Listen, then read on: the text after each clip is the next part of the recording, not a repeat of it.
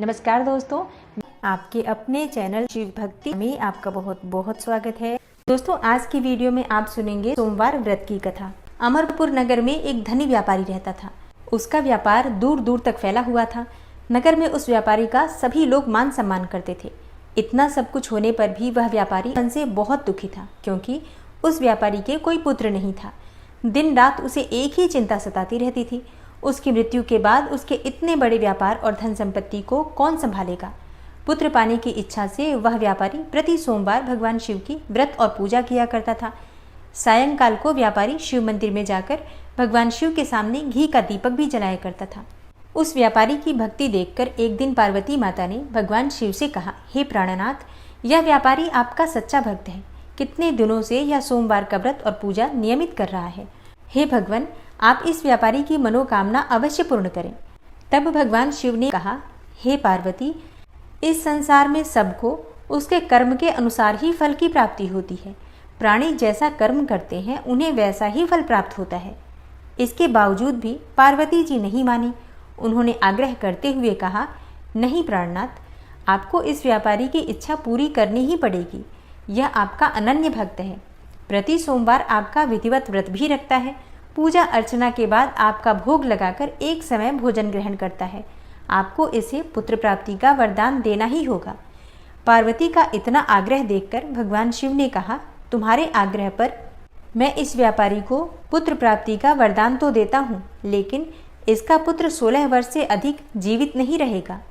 उसी रात भगवान शिव ने स्वप्न में उस व्यापारी को दर्शन देकर उसे पुत्र प्राप्ति का वरदान दिया और उसके पुत्र के 16 वर्ष तक जीवित रहने की बात भी बताई।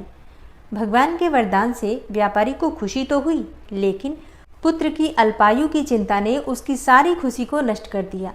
व्यापारी पहले की तरह ही सोमवार का विधिवत व्रत करता रहा। कुछ महीने पश्चात उसके घर एक सुंदर पुत्र उत्पन्न हुआ। पुत्र के जन्म से व्यापारी के घर में खुशियां भर गई। बहुत धूमधाम से पुत्र जन्म का समारोह भी मनाया गया। व्यापारी को पुत्र जन्म की अधिक खुशी नहीं हुई, क्योंकि उसे पुत्र की अल्पायु के रहस्य का पता था। यह रहस्य घर में किसी को भी मालूम नहीं था। विद्वान ब्राह्मणों ने उस पुत्र का नाम अमर रखा, और जब अमर 12 वर्ष का हुआ तो शिक्षा के लिए उसे वाराणसी भेजने का निश्चय किया।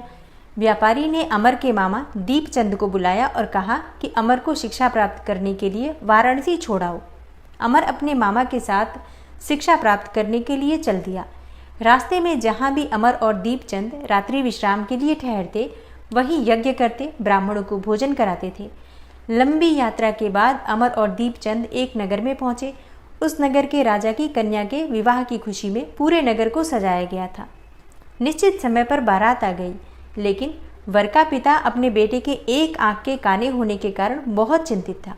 उसे इस बात का बहुत भय सता रहा था कि राजा को इस बात का पता चलने पर कहीं वह विवाह से इनकार न कर दे, इससे उसकी बदनामी होगी। तभी वर के पिता ने अमर को देखा। वर के पिता ने जब अमर को देखा तो उसके मस्तिष्क में एक विचार आया। उसने सोचा कि क्यों न इस लड़के को दूल्हा बनाकर राजकुमारी से विवाह करा दूं, और विवाह के बाद इसको धन देकर विदा कर दूंगा और राजकुमारी को अपने घर ले जाऊंगा। तब वर के पिता ने इसी संबंध में अमर और दीपचंद से बात की। दीपचंद ने धन मिलने के लालच में वर के पिता की बात स्वीकार कर ली और अमर को दूल्हे के वस्त्र पहनाकर राजकुमारी चंद्रिका से विवाह करा दिया गया। राजा ने बहुत सा धन देकर राजकुमारी को विदा किया।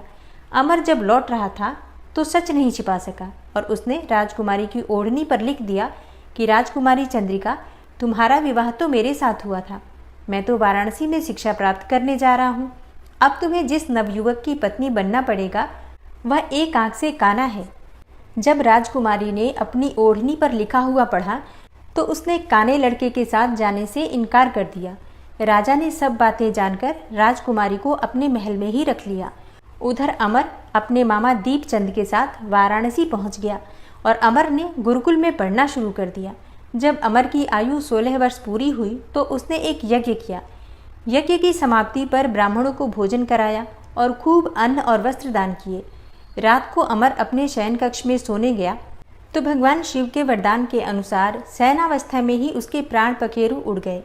सूर्योदय पर मामा अमर को मृत देखकर रोने पीटने लगा। आसपास के लोग भी एकत्र होकर दुख प्रकट करने लगे। मामा के रोने और विलाप करने के स्वर को समीप से गुजरते हुए भगवान शिव और माता पार्वती ने भी सुना। पार्वती जी ने भगवान से कहा, हे प्राणनाथ, मुझसे इसके रोने के स्वर सहन नहीं हो रहे, आप इस व्यक्ति के कष्ट अवश्य दूर करें। भगवान शिव ने पार्वती जी के साथ अदृश्य रूप से समीप जाकर अमर को देखा तो पार्वती जी से बोले, हे पार्वती, यह तो उसी व्यापारी का पुत्र है। मैंने इसे 16 वर्ष की आयु का वरदान दिया था, इसकी आयु तो पूरी हो गई है। पार्वती जी ने फिर भगवान शिव से निवेदन किया कि हे प्राणनाथ, आप इस लड़के को जीवित करें, नहीं तो इसके माता पिता पुत्र की मृत्यु के कारण रो रोकर अपने प्राणों को त्याग कर देंगे। इस लड़के का पिता तो आपका परम भक्त है, वर्षों से सोमवार का व्रत करते हुए आपको भोग लगा रहा है। पार्वती के आग्रह करने पर भगवान शिव ने उस लड़के को जीवित होने का वरदान दिया और कुछ ही पल में वह जीवित होकर उठ बैठा। अपनी पढ़ाई पूरी करके अमर मामा के साथ अपने नगर की ओर चल दिया। दोनों चलते हुए उसी नगर में पहुंचे जहां अमर का विवाह हुआ था। उस नगर में भी अमर ने यज्ञ का आयोजन किया और समीप से गुजरते हुए नगर के राजा ने यज्ञ का आयोजन देखा तो राजा ने अमर को तुरंत पहचान लिया। यज्ञ समाप्त होने पर राजा अमर और उसके मामा को महल में ले गया और कुछ दिन उन्हें महल में रखकर बहुत सा धन वस्त्र देकर राजकुमारी के साथ विदा किया। रास्ते में सुरक्षा के लिए राजा ने बहुत से सैनिकों को भी साथ भेजा। दीपचंद ने नगर में पहुंचते ही एक दूत को घर भेजकर अपने आगमन की सूचना भेजी। अपने बेटे अमर के जीवित वापस लौटने की सूचना से व्यापारी बहुत प्रसन्न हुआ।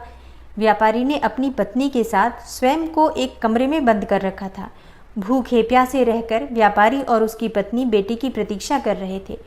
उन्होंने प्रतिज्ञा कर रखी थी कि यदि उन्हें अपने बेटे की मृत्यु का समाचार मिला तो दोनों अपने प्राण त्याग देंगे।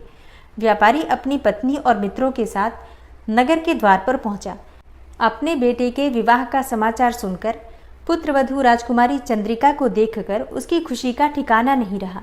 उसी रात भगवान शिव ने व्यापारी के स्वप्न में आकर कहा, हे श्रेष्ठी, मैंने तेरे सोमवार के व्रत करने और व्रत कथा सुनने से प्रसन्न होकर तेरे पुत्र को लंबी आयु प्रदान की है।